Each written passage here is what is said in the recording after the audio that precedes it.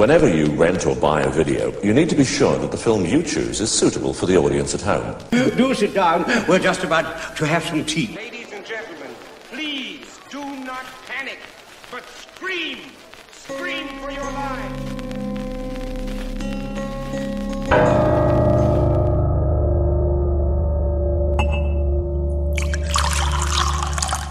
Hail weirdos, the kettle's boiled. Welcome to Tea for Terror, where we take a favourite horror film and dissect it over a nice cup of tea. I'm your host, Andrew Graves, and my guest today is ready to face the long knives in the fort below. Welcome, Robert Shearman. How you doing, mate? I'm very well, thank you. Yeah, I'm excited to be here to discuss, frankly, my childhood traumas. Hopefully sort of feeling some sort of recovery from them. So yeah, thank you. Yeah, I think there's going to be a bit of that, isn't there? It's inevitable, really. I mean, we'll get to the film shortly, but yes. As ever with these podcasts, we tend to, a lot of the times, we revisit childhood trauma. Well, there's nothing quite as frightening, is there, as the thing which got under your skin when you were of the right age. You know, I mean, I can watch horror now and I can admire it and I can be disturbed by it, and it can be quite an intellectual process. But the things actually which really, really upset you and sort of define your understanding of what creeps you out for the rest of your life is often determined when you can't really do that. And that's, I mean, childhood horror is, for me, still the thing which I tap into, and which actually really upsets me at times. So you know, to paraphrase Spinal Tap, there is none more grim. It is a grim film, yeah. So Robert, have you been busy of late? What have you been up to? I have been, actually. I've been working on. I'm the script consultant for a new television series which is launching on Apple in a few weeks. And we've spent the last few years developing it and then going through the scripts. It was a sort of pre-pandemic thing that a really good friend of mine, who was also a Doctor Who writer, a chap called Peter Harness, devised. And he sort of spent the last few years chatting to me about it. I mean, he is the writer. In all ways, but I go back and forth because he lives in Sweden and we go and chat about it. And then after the pandemic, it got picked up by Apple. So we've spent the last couple of years developing it. So it's now being filmed. I mean, series 1 is ready to drop. It stars Noomi Rapace and Jonathan Banks from Breaking Bad. And I saw it recently, you know, with all these special effects and things. It's a sort of science fiction stroke folk horror mashup, really, and I think it's really, really good, and I'm very, very proud of it. And I'm excited by that. That's going to drop in. I think drop is the technical term for what they do on these streaming platforms, because I'm so old and crusty now, I never quite understand it. But yeah, I think we drop at the end of April, at the end of February rather, and very excited by that. So we've been working quite hard on that, and the potential development of future seasons is what we're doing at the moment. So. Well, you said the two kind of magic words there, really. I think science fiction and folk horror. I mean, it's always a winning combo, I think, you know. Can you tell us what it's called again? It's called Constellation. Right, okay. Yeah. Okay. And it sort of sets itself out at the beginning as being, you know, quite spacey. It begins being set on NASA. Not on NASA, on the ISS rather. And there's a disaster in space, which you can tell from the trailer. And it does end up going back to Earth. And we filmed quite a lot in remote areas of Sweden, which is where Peter lives. And that all over, to be honest. But it's that strange mix, I think, of something which is actually quite sciencey, quite technological, with ghost horror, doppelganger, terror stuff going on. I mean, I think it's quite a frightening show. I'm waiting to see what people make of it. I mean, I think it's unlike anything else out there at the moment. So I'm hoping it finds its audience. Yeah, I mean, it can't. I mean, what you're saying there. I mean, obviously, I have no idea what it's going to be like, but I think that idea of, like, say, the kind of science fiction-y elements with the sort of ghost type horror. I mean, one of my favorites is the Stone Tape, and I think that combines Mm, those really, really well. I think, yeah. Yeah, well, I mean, obviously, I mean, you've written for the theatre, you've written sort of yeah, books, and you've written obviously scripts, but obviously, I'd imagine most people will know you through your work with Doctor Who, whether that be yes, sort of Big Finish productions or writing for the actual TV show when it came back. yeah, And obviously, in terms of the Big Finish stuff. I mean, some of those the most popular sort of that kind of fans really, really gravitate towards are the Chimes of Midnight. And then but obviously you wrote Jubilee as well, yeah. which That's right. Yeah, kind of became a version. I yeah. mean, But it was a funny thing. I mean, I was so lucky because I was on Big Finish back 20 odd years ago. I mean, when it all kicked off. So in a funny way, I mean, there's so much Big Finish out there now, and it's so good.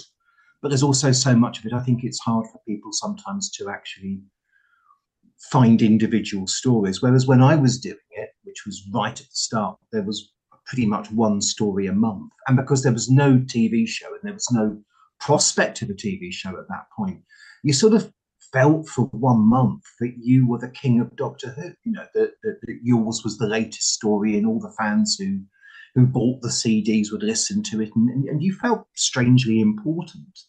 And it was really exciting. And Jubilee was one of those. It was funny. I was working on a TV show called Born and Bred, which was the first show run by Chris Chibnall, who went on, of course, to be the showrunner of Doctor Who with the Jodie Whittaker series in the last few years. And Born and Bred was a terribly nice show. And they gave me permission to spend 2-3 weeks away from it to write this incredibly unpleasant Doctor Who script about this single Dalek. And I just got out all of my venom that I wasn't allowed to put into the BBC show and just had people mutilated. And again, partly because, it wasn't for children. I mean, Doctor Who at that point was now the province of 30 something fanboys who didn't want to grow up. And therefore, you didn't have to worry about just how bluntly unpleasant the satire was or how extreme the violence was. And so I wouldn't. I think I'd be horrified now if Doctor Who in any way did the sort of things I was doing on those Big Finish audios. But it was great. It was a wonderful way of sort of just letting rip and writing some really interesting horror in the audio format, because I was doing so much for BBC Radio 4 at the time, and that was mostly comedy because my background is comedy. And Doctor Who allowed me out of the idea of just doing something that was reassuringly comic, and I could be hopefully quite horrifically comic instead, which was great fun. But yeah, but it meant that Russell T Davies heard Jubilee and picked up the phone, and having not met me, bless him, I mean, very brave of him actually, just summoned me to a meeting and said, "We'd like you to write episode 6 of the new series." So yeah, it was the easiest job offer I've ever had. It was done without any interview. It was just, I was suddenly found I was on Doctor Who, for the Chris Eccleston well, series. I'm very pleased because I mean, and I'm not just saying this because you're here. I'm not trying to blow smoke up your ass, but that episode, Dalek, that is my favorite episode of Doctor Who ever. It's just, Oh, wow. I think it just, Oh, thank you. I don't. It's just, I think I think it's really, I'm not quite entirely sure how you did it.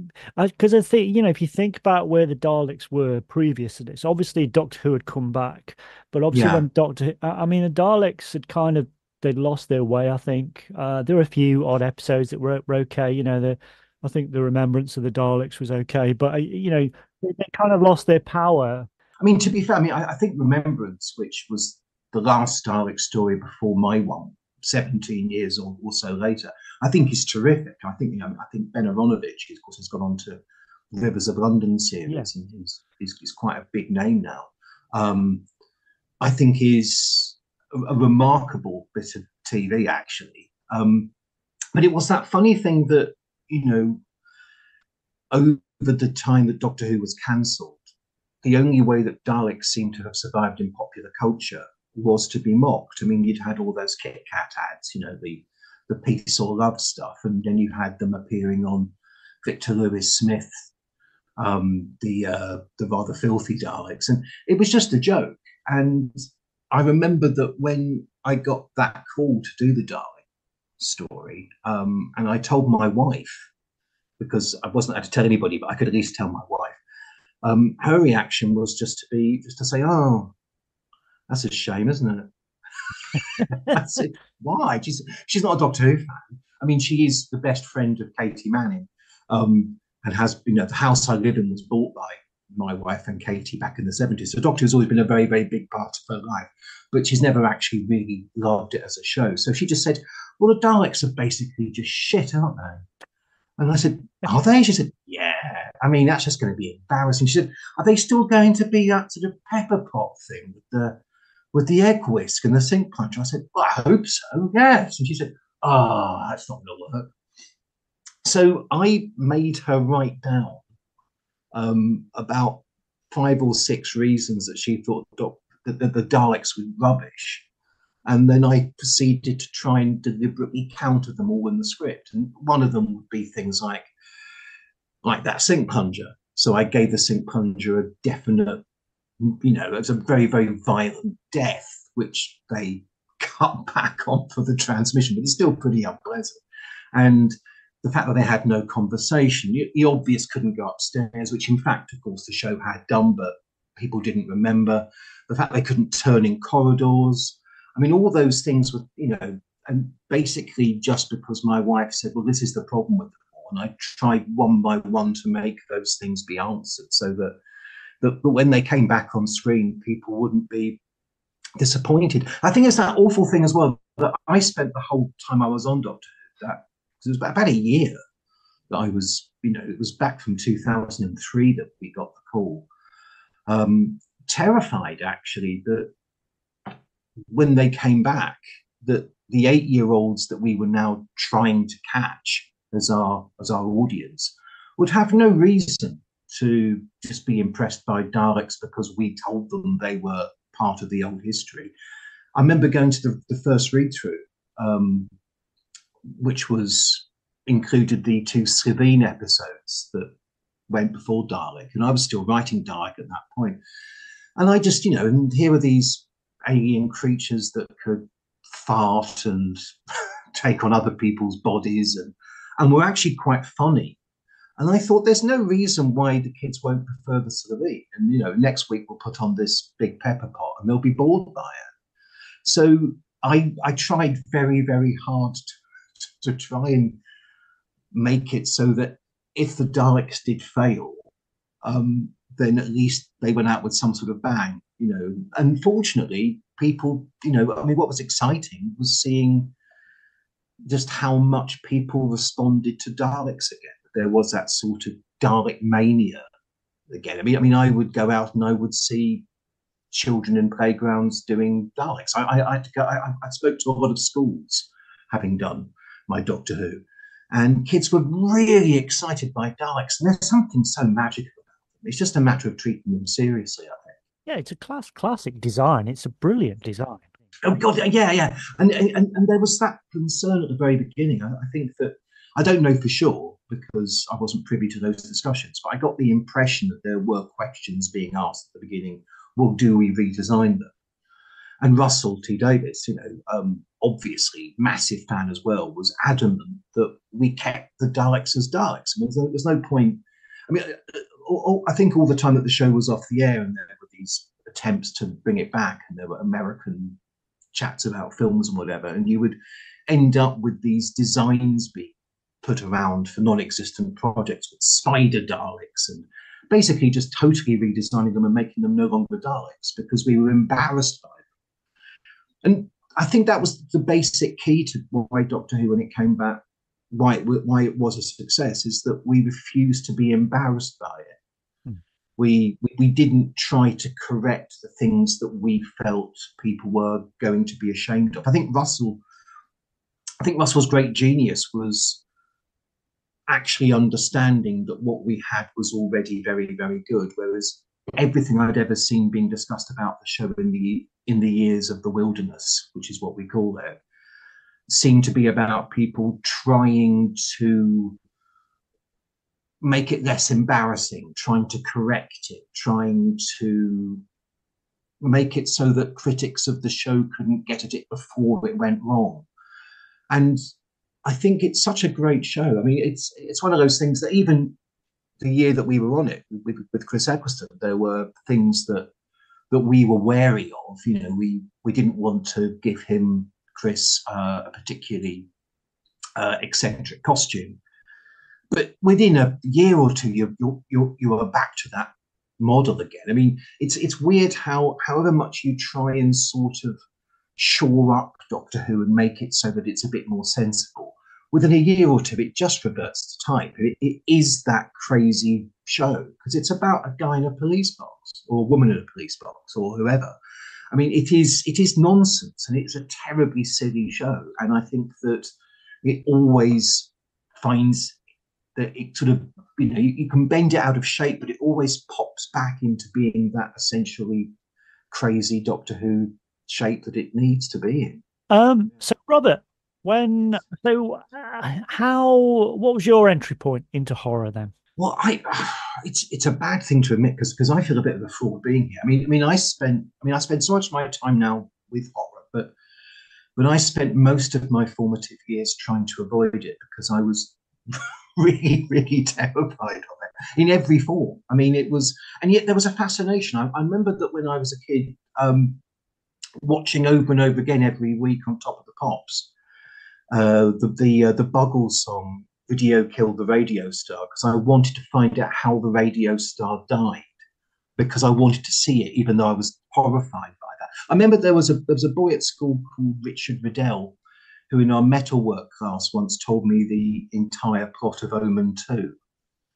And I was, gripped by hearing about all those deaths.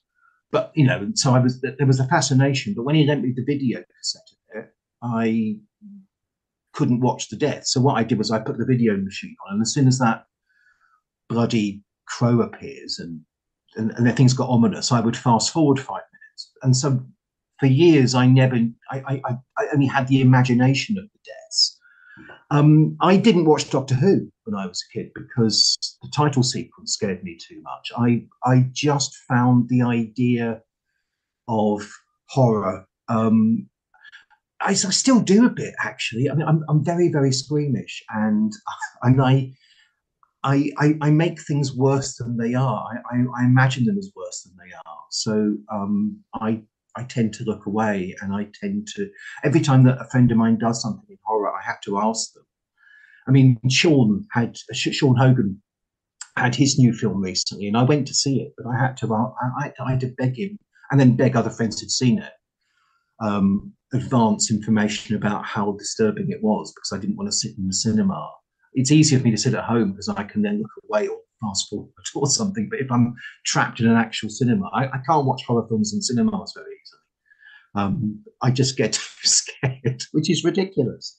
So my formative thing was, as I say, basically just being very, very frightened. It was often through reading. I was quite scared of Roald Dahl.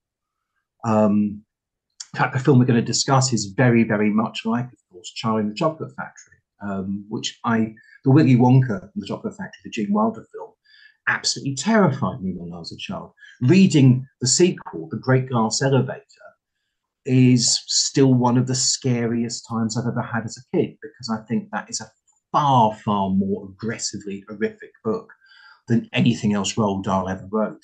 And I was gripped by it, but also genuinely terrified. I remember buying, because I had the fascination for it, but couldn't quite stomach it. I remember getting as a birthday present one of the Peter Haining true life horror stuff. There was The Restless Bones and Other True Mysteries. And the front cover of that, which is of a Roman legionary holding a pylon, a spear, but his skull is 4 times the size of the rest of his body. It's just a weird image. So frightened me. I mean, I bought the book with my birthday money and then would go and find it in the night and scream. And then my parents had to take to hiding the book because I was so frightened by the book cover. And then I would get up in the night and try and find it again because I still wanted to find it. And it would just, a few years ago, I was staying with Mark Morris, the horror writer, as I do when I go and see him. And I found it in his toilet on the bookshelves there. It was about 3 a.m. And I put it off the shelves thinking, oh, this will be interesting. And it was still really, really frightening. And I nearly dropped it in the toilet bowl. That whole Armada book. I found the dissonance of certain imagery really, really scary. And it wasn't so much gore. It still isn't to me, really. It's just things being a bit off. And I make them worse and worse in my head. So, yeah. Well, those Peter Haining books. I mean, other people have brought this up as well. But yeah, I've got a few of those now. But I remember years ago when I was like 16, 17, I just started seeing the first proper girlfriend. You're madly in love and all that. Yeah. But then my dad and my stepmom, they wanted to go on holiday and they didn't trust me to leave me at home on my own. So they dragged me off it was like Greece. I sound really ungrateful, but when you're young, sure. I wanted to be with my girlfriend. So it was like 2 weeks away in Greece and it was red hot and I was kind of bored the thing that saved me was I found in one of these little kind of seaside shops I found it sold like English books, found a Peter Haining book, and it was on the front cover there was a still from Freaks, and the book was just basically all the kind of short stories that a lot of these films have been based on. So it got the Todd Robbins story, Spurs, and all that kind of stuff, and The Fly and all that. So I just kind of like I caned that book in a week or so. But really fond memories of those Peter Haining books. Well, there was those. I mean, I remember going. I used to go to Crawley, which people won't know, but it's not very far from Gatwick Airport, which is where I was brought up, and we would go into the W.H. Smith there, and there was a whole section of what were probably very, very tame books, and they were quite near the Doctor Who target novelizations, but they were just weirdly nasty covers of anthology horror stories. I mean, the Pan stuff, it was those covers which would be genuinely disturbing because they weren't necessarily bloody, they were just off.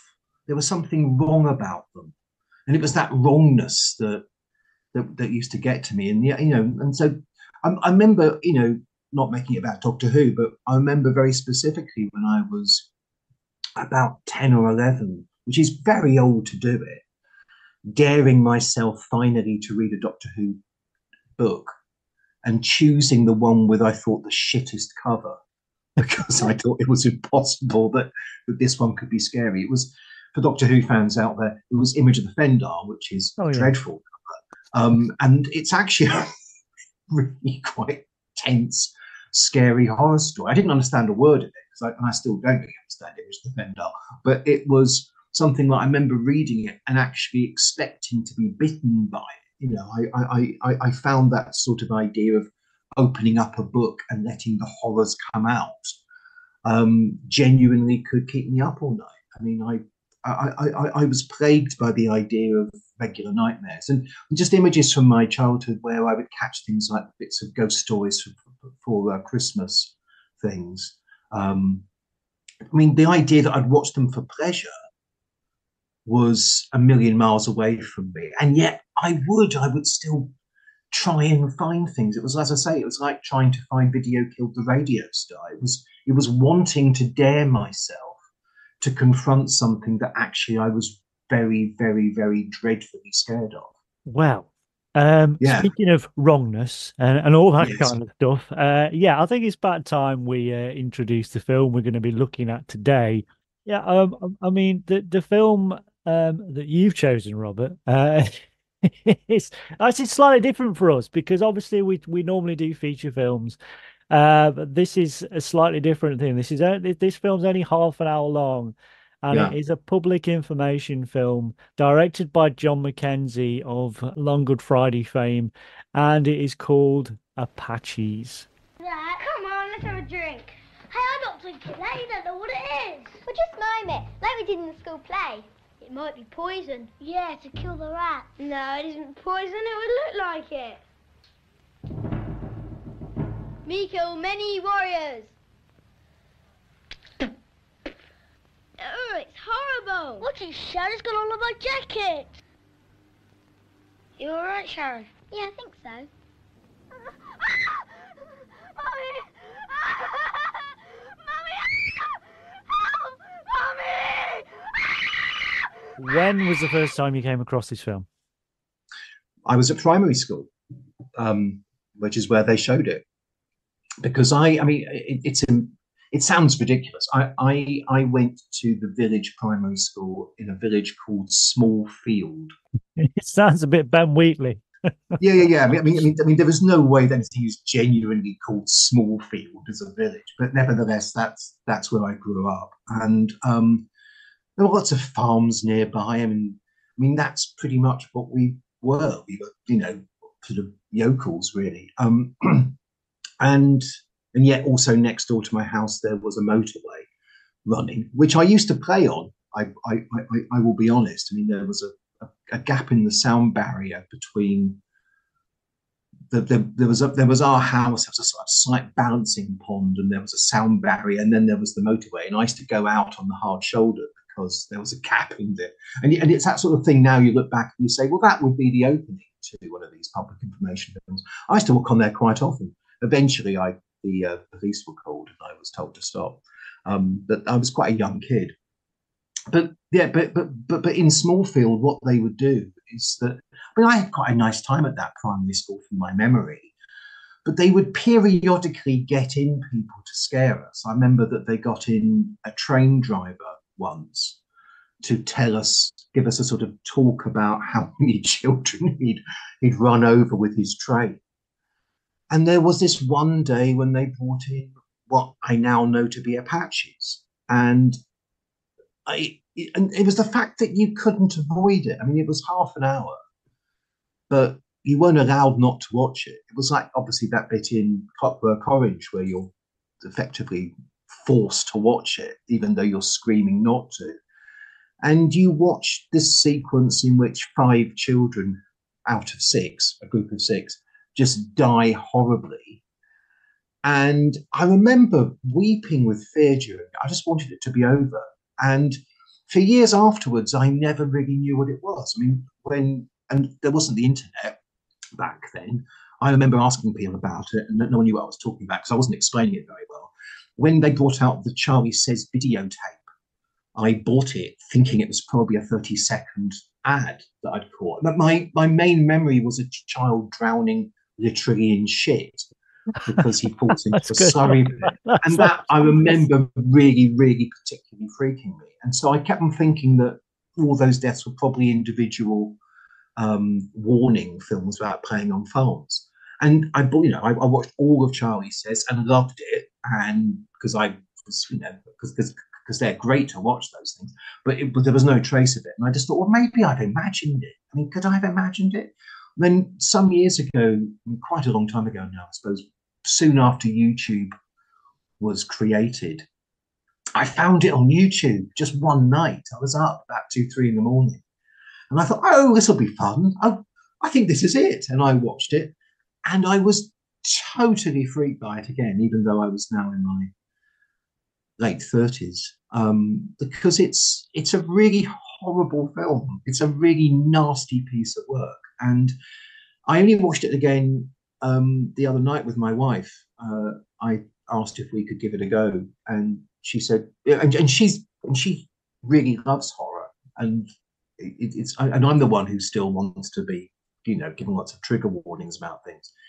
And we watched it, and she held my hand during it because I knew I was doing this podcast with you. I thought I must watch it again, but I didn't want to confront it. And it's an interesting piece of work. It's obviously about trying to terrify children away from doing things which is going to get them killed. But in the process, I think it genuinely set up for me a series of fears that I constantly try and play out in my own fiction now. I think partly because no one seems to care.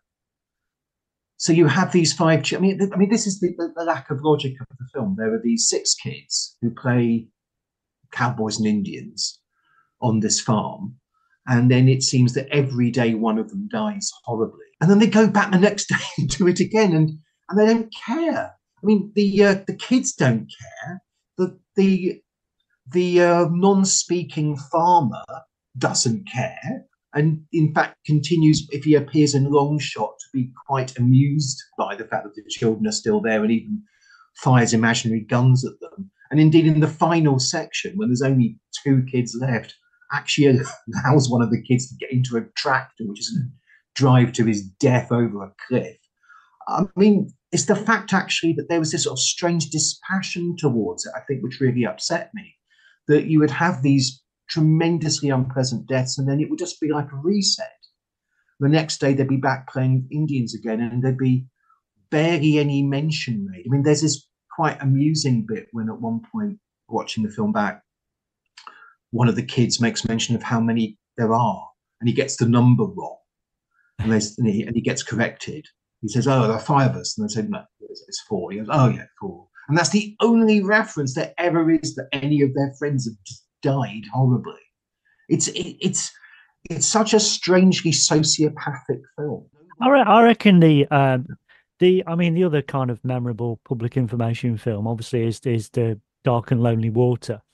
Yeah. I reckon so. Obviously, you got the figure of death in that, but I reckon if you get that figure and you pull his cloak off and his hood, I reckon the farmer will be underneath there, because, like you say, he doesn't give a fuck, does he? It's just like, oh, I'm gonna. These kids are playing, one's just got crushed, one's drowned. I remember.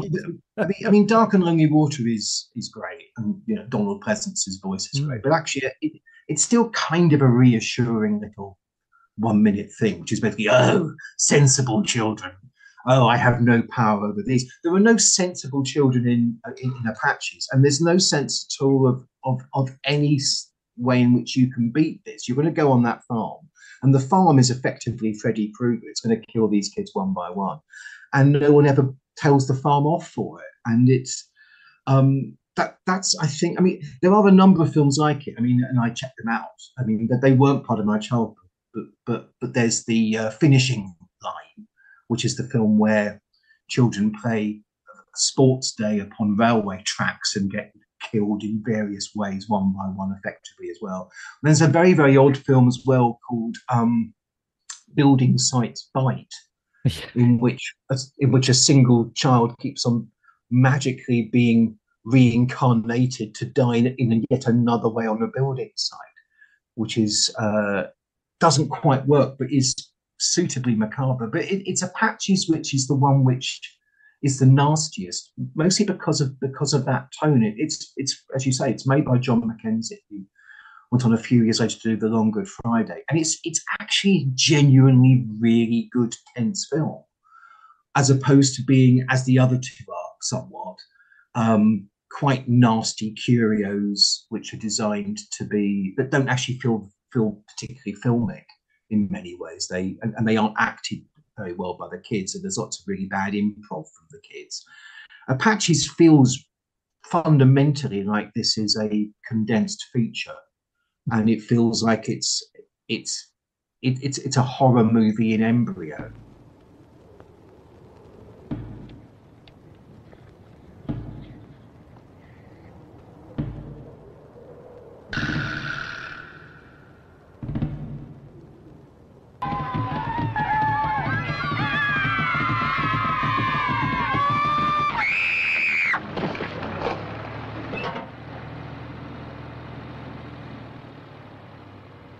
Okay, so I think there's a few things to pick up there from what you're saying because I mean, yeah.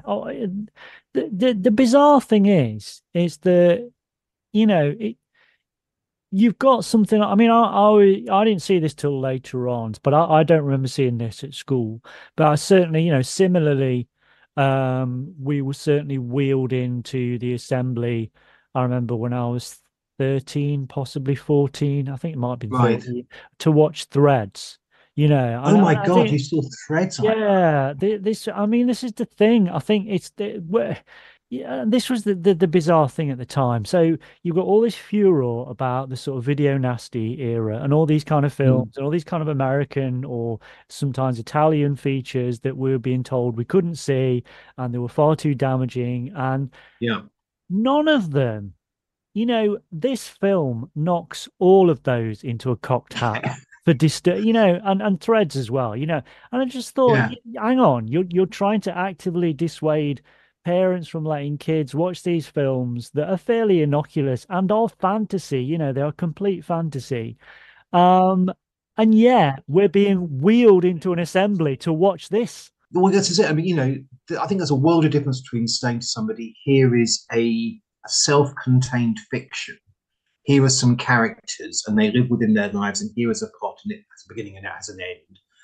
And a film like Threads, which is basically saying to children and to anybody watching it, this is the threat that we are currently facing. We could all die in a nuclear war, or a public information film, which of course is that's the intention. It isn't saying here are some interesting characters who you're going to engage with. It is saying here are a series of warnings for you, which you are meant to take and bleed out into your everyday existence. Whereas a general horror film, if you go and watch, I don't know, the Amityville Horror as a film that was around when I was a kid. I mean, that's a haunted house film. You go in there and you experience that sort of thrill ride, and then they come out at the end and you leave the cinema. The idea of actually something which is deliberately putting a warning inside people's heads about the dangers of what is actually out there waiting for them is a completely different matter. And that's why Apaches, I think, got so much under my skin. I mean, yes, I mean, I sort of hate the grizzly, but what interests me is that watching it back, although there are two of the deaths which have blood in them, I mean, there's the kid whose head gets run over by a tractor, and there's the one who has a gate for him, and then there's that lingering shot as the blood trickles down out of his ear. That isn't what I remember. I mean, the things which I remember from it are the screams of terror outside a house while you hear a child die of poisoning, calling for her mother, and which is terrible. And partly actually because that actress is really good. I mean, she's really good in that film. And the other one, of course, just being the death in Slurry, because it's so macabre. It's not blood, it's someone flapping about and going under and all those bubbles coming up through the shit. That's actually what really sticks inside your head, in the same way that I think that when I was around the same sort of time, as a fairly fat kid, being totally terrified by Augustus Gloop getting stuck up the tube in Willy Wonka and the Chocolate Factory, because it was a weird, colourful, extraordinary death. And as kids, we all knew that no matter the fact at the very end of Willy Wonka, you get to see all the kids are actually, I mean, they're all physically altered, but they are alive. We know substantially, because kids are more intelligent than adults. We know when something's been put in deliberately to be a sop, but we know in our hearts that in Willy Wonka that those children die, because that's the point. But I'll take drowning in the best chocolate in the world over cow shit any day, I think. Well, yeah. I mean, that's what's so awful about it, is that, I mean, again, I think one of the things which lingered for, again, it sounds such a silly thing to say, is that you can't imagine, how do they get the kid out? I mean, that's what's awful.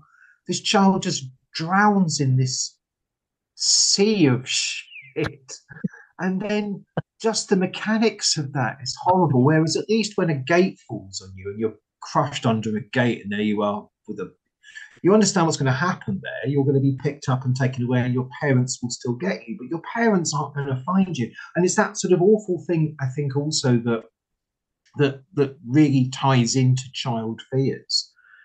It's still the sense that your parents can't save you, and in fact your parents can't even find your body. It's going to be truly horrible. So yeah, it just sort of played upon every single fear I had of Apaches. I think. To me, it's watching it again. It's the deaths are horrific, but other than that, it's just the details that stick in your head. I mean, there's the fact that one of the kids is wearing a University of Florida sweatshirt.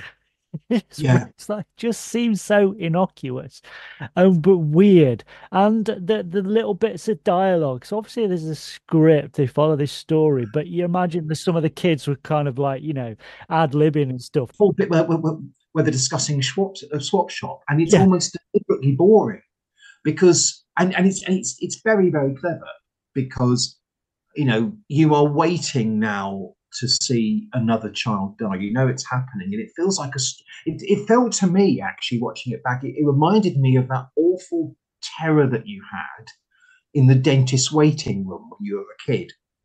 And people would try and talk to you and chat to you about innocuous things to take your mind to the fact you're about to go and have your teeth drilled.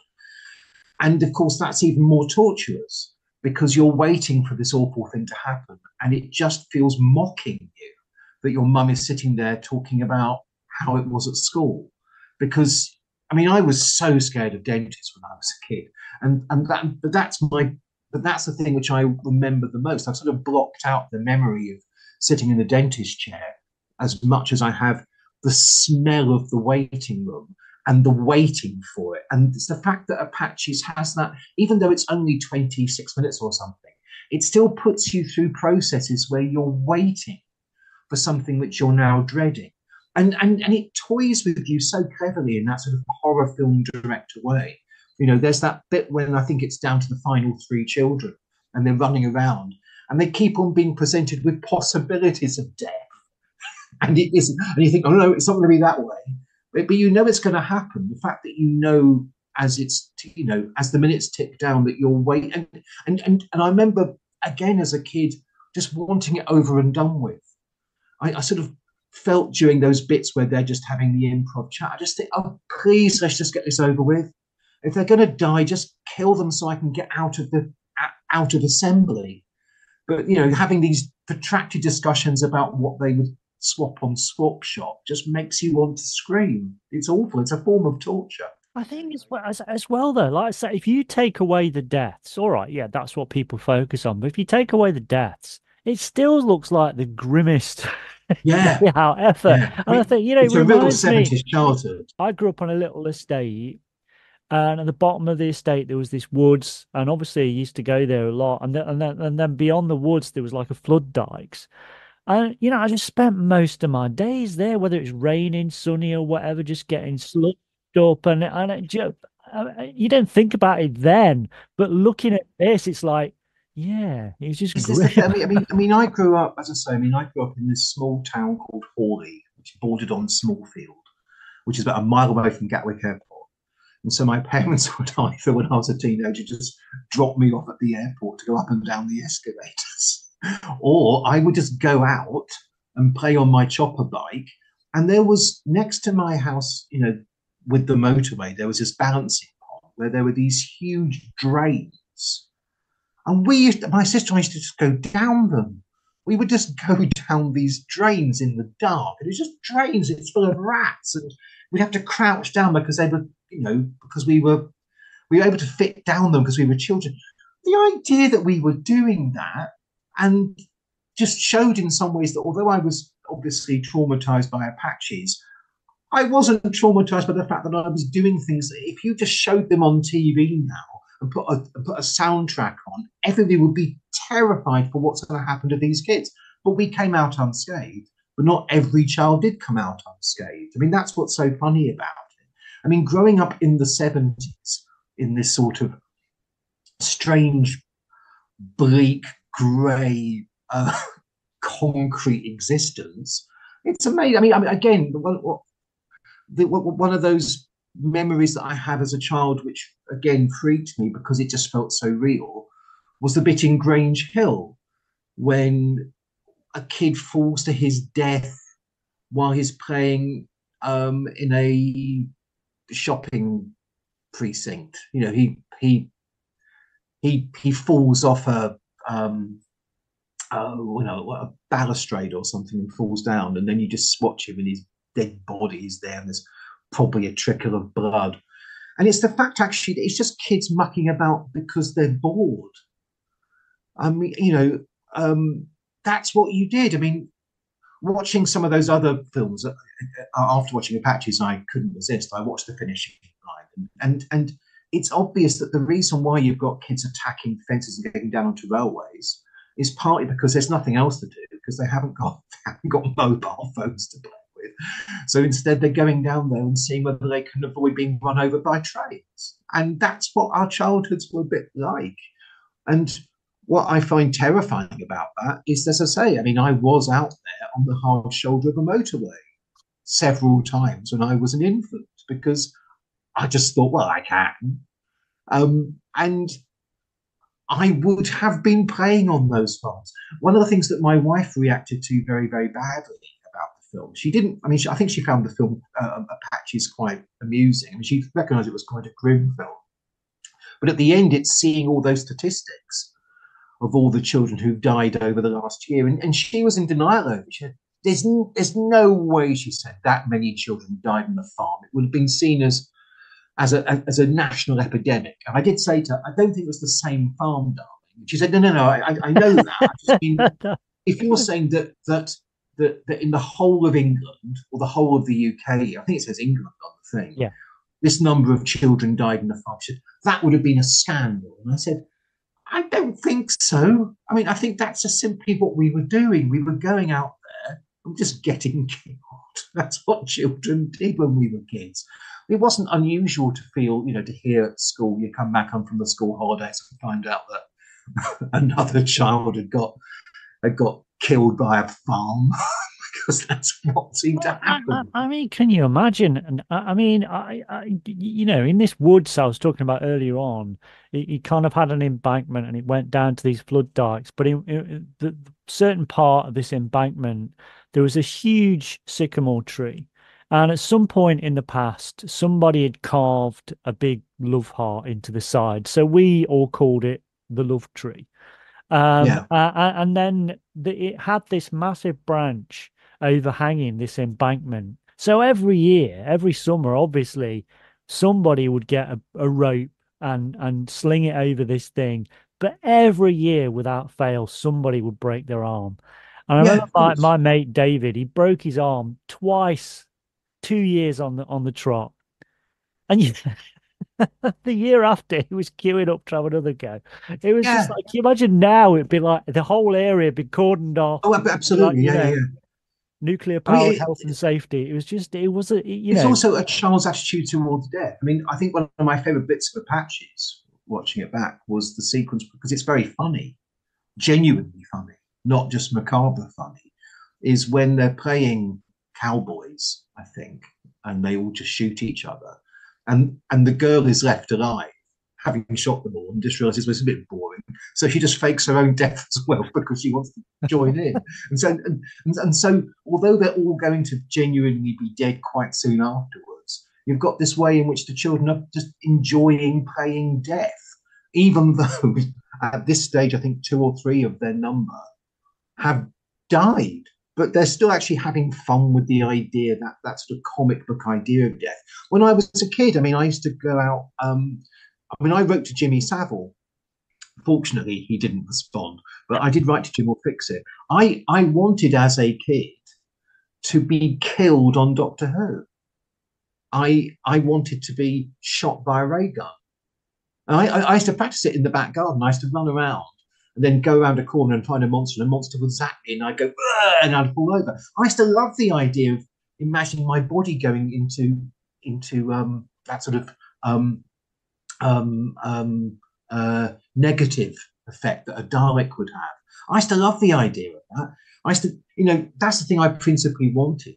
I didn't want to be on Doctor Who to be a character who survived. I wanted to be on Doctor Who as a character who instantly got killed because death was interesting and funny. Yeah. And that's what I find so weird about Apaches was that, you would have these very, very real moments of death.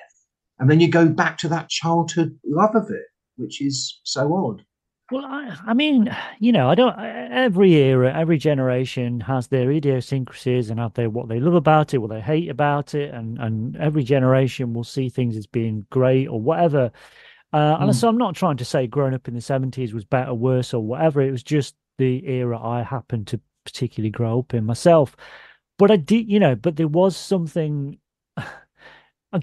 that kind of public information film, even though they kind of started in the post-war period and went sort of all the way through, the 70s in particular were kind of how there's for want of a better phrase, the golden age of kind of public information films. Yes, But they were, right. but they, it's difficult to describe. I mean, Apaches is probably the grimmest, but they were all fairly grim. And I think that Alice Lowe, who obviously directed Prevenge, is in Sightseers and things like that, and Garth Marenghi, she had a radio series, and one of the characters she had on this radio series was this ghost child, and this ghost child, this child was dead because he kept dying. He kept getting injured in a public information film style Oh, accident. wow. He'd have like That's a brilliant. firework chucked in his face, or he'd be electrocuted on a pylon or whatever. All of this kind of stuff. It was a brilliant little character and a brilliant little nod to that sort of era, because that, obviously Scarred for Life, fantastic series of books, volume 1 and 2. They cover this quite substantially in terms of growing up in that era, 70s and 80s particular, that, they were out to get us in some way. I mean, it's brilliant. I wouldn't change it. I wouldn't have anything different. But, No, not absolutely not. But it was just, it's difficult to relate just how much adults, particularly in the entertainment industry, didn't give a monkeys about terrifying is. It's just odd. Yeah, I mean, as you said, there's Children of the Stones. I remember being, they're just far. I mean, it's one of those things that we found when we were doing Doctor Who. We didn't know what the line to cross was anymore. I mean, I remember that when I was doing my Dalek script, there was some concern at the very beginning about whether or not we could even now, in that 21st century age, for a family show, have characters dying. So there was talk initially that maybe the Dalek would only be able to stun people, which would have been awful. I mean, obviously awful. And I remember the sort of gleeful email I got from Russell one day saying, "Oh, it's all right. We're allowed to kill them. Kill as many as you want." Because, I mean, Russell always believed that the whole point of that show was about death. Doctor Who was always about death, and that children find death interesting. And there's nothing actually kind of weaker than the idea of actually, I mean, whenever I'd go to a school and talk about trying to construct stories, it was always about the macabre deaths that there'd be, that's what they wanted to create. I mean, that's what they wanted in their stories. They wanted to design the actual cruelty of the weaponry. They wanted something like that, saying, this is great because this gun turns you insides out. I mean, that's partly because you're also so far away from death in a funny way. There's something which is quite colourful about it. But it's also, I don't know, it's the sense of humour to it. I mean, it's one of the reasons why, I mean, I think that the finishing line, which was banned for after they'd shown a couple of years after that one went out, they said this is too much. It's because it's actually very, very funny. I mean, I think that children get it. I mean, I remember watching it and it is horrifying. But I mean, just to explain it, people who don't know it, it's a film in which it's very Apaches-like in a way, but it sets up the idea of a school sports day where you play various games which are on a railway line, like dodging trains or throwing rocks at moving trains, or most wonderfully of all, and actually most cinematically of all, in the final bit, everybody having to go on a slow walk through the tunnels, and whoever makes it out alive at the end has won. And it's done with a sort of strange, sort of almost cartoon-like sense of dispassion. It's one of the reasons why I think Apaches works. I think if Apaches had been full of people screaming and grieving what had happened, it wouldn't have had that same sort of macabre effect. It was, as I say, I mean, one of the things which frightened me about it so much was the sense that you would die and no one would care. And there is that sort of the way that the structure of Apaches is that it is narrated by the ringleader of the gang, and he is, as it turns out, narrating the idea that there is a party which is being done by the adults, and of course that party is his own funeral. But again, it's still the idea of people being terribly button-lipped. There is no sense, even in those moments, of quite shocking reality after his own death. It's a great framing device, and it's like, you know, it's a nice little framing narrative. It's very much an Amicus type thing, and it isn't a twist because of course you get it, but it's also at the same time really, really neat. It's the fact that there's a really lovely bit when, after he's fallen to his own death driving a tractor, and there's that lovely bit where his dad comes in to see his mum in the bedroom, just saying it's time because all the guests have arrived. And it's just done so subtly and done with such sadness, but again, without any great sense of people wailing or beating their chests.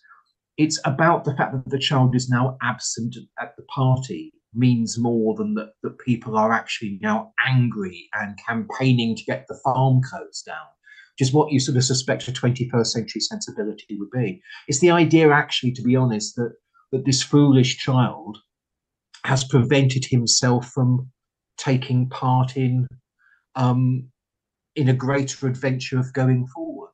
And that's what's horrifying, you know. It's and that your parents will have a bad day and then they'll move on, which is what's, again, is so upsetting about it. That even your friends at school stop caring. They will take down your name badge by your clothes peg at school, and they'll take out all of your belongings from your school desk, and then they'll get on with their lives. And that's what death is. And that's not very dramatic and not very comical. It's just blunt and nasty, and you get forgotten. And that's what I think Apaches does. I think it still packs a punch, even if now watching it, of course, and I'm 53, watching it now, I'm not frightened by it anymore, and indeed you can laugh at bits of it because you're waiting for it. And of course there's going to be that distance that you get from it, but you can still see that it's about children just accidentally dying and not even recognizing how close they are to death all the time. And it's, yeah. I think, like you said, it is this, you know, like it would be, if you were to do that, nobody would do this now, but if you were going to do this now, like you said, there'd be that sense of outrage at the end, and there'd be, you know, campaign to shut the farm down, and, you know, the farmer would be up on trial, or. Well, yeah, and I mean, that farmer is a bastard. Yeah. I mean, it's right from the first death, which is when they attack the tractor as a wagon train, and one of the kids jumps on board and then falls off, and he's firing his imaginary gun with a stick at the farmer, who's firing back, and he's playing along. So he's at least culpable. Later on, there's a death when they're running around and they're still firing, and he still fires at them. He's already killed 2 kids at this point, and at the very end, when our hero gets on board the tractor, I think that's the only moment when the farmer has a line, which is, "Yeah, all right, we'll just be a bit careful." And then he walks off. He just allows this kid to be on the tractor, which is going to kill himself on within about 40 seconds. And I don't want to overstate it or try and pretend that things were like that they weren't. Like try and pretend different things happened that didn't. But I do think there were. If a child dies in any era at any time, obviously it's a massively horrific thing, and people react to that in different ways. But I do think there was. I can specifically remember having sort of assemblies where you might have heard of somebody, whether it's in the locality or somebody on the news, a child dying or whatever. And there were a lot of the time, if they died on, say, a railroad track or something like that, it's sad, but there was always this underlying thing that they were really stupid as well to be in that place at that time. There was this kind of thing that there was much more onus on you as a kid not to be stupid. Yeah, the thing which I really remember from the train driver who came to see us at primary school, it was a sort of almost sad irritation. He said there's nothing sadder than when you're driving a train and then you see a child on a track in front of you and you think, oh, I'm about to run over a child. and he said, and that stays with you. And you think, and again, what was shocking about it wasn't that it was the fact that it stayed with you, but he wasn't traumatized. He still carried on being a train driver, and it's possible he hadn't really done it, but he gave the impression in the talk that I've run over a dozen kids, really, and you never enjoy it. You never have a good time doing it. You always feel bad. There's blood on the tracks. And it's very annoying. But then, of course, as I say that, I suddenly, recall how I always feel when I'm on the London Underground at a station, and then there's an announcement saying, trains have been delayed. Someone's thrown themselves onto the tracks. You think, oh, you selfish bastard. You don't feel a sense of dread mortality. You just think, oh, idiot. Now I can't get home for an extra 10 minutes. Which is appalling.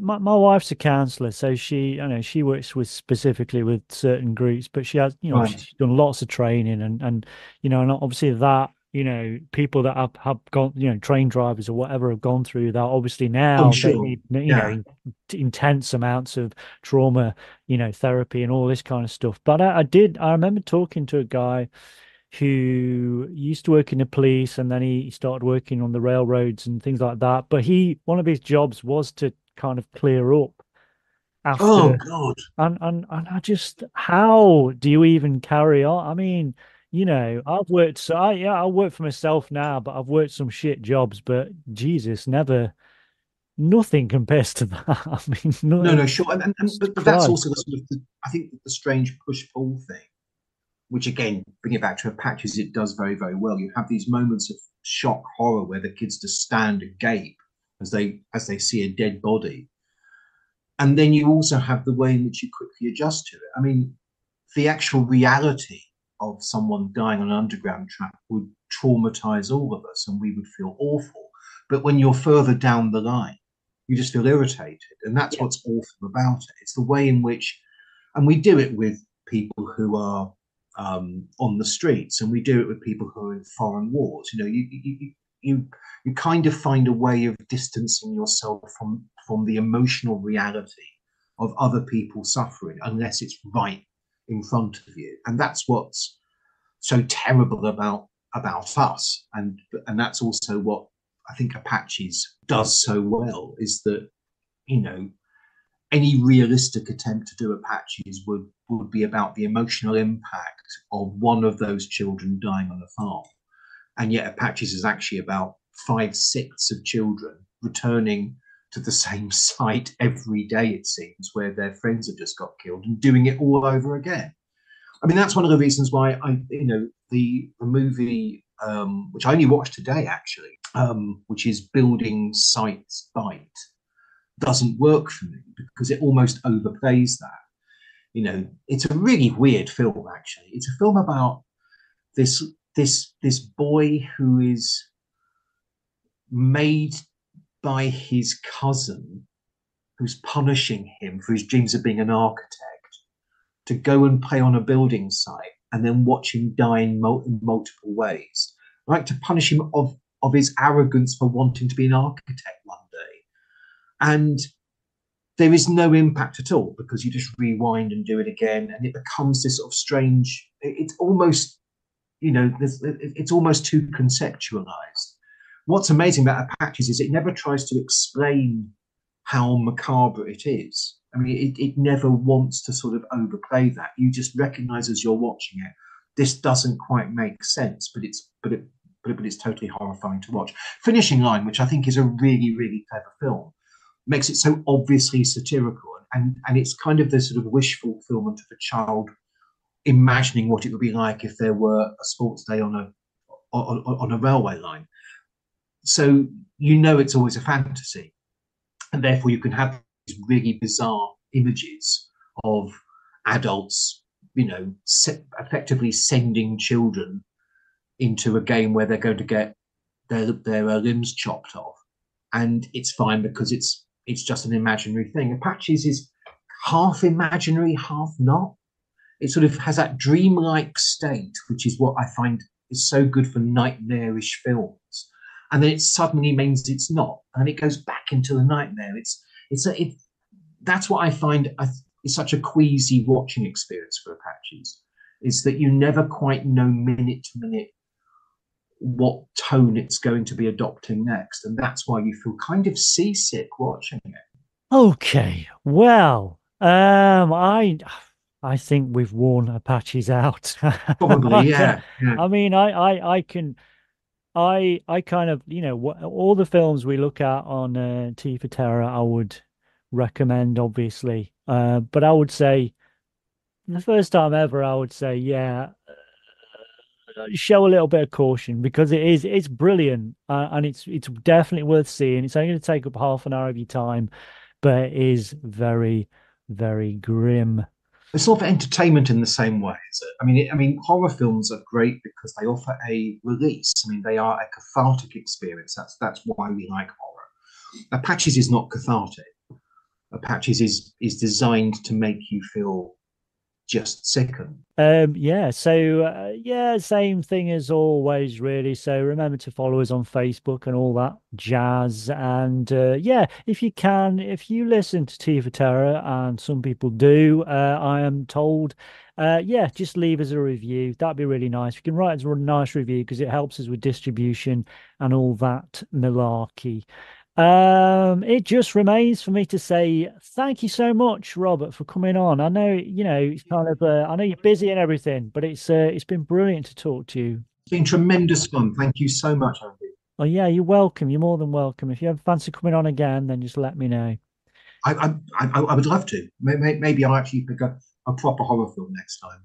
Actually, one which has a proper plot. Yeah. That'd be nice. Oh, so remember to call round next time. Make yourself at home. You look like you're dying for a nice cup of tea for terror. And remember, my friend, future events such as these will affect you in the future.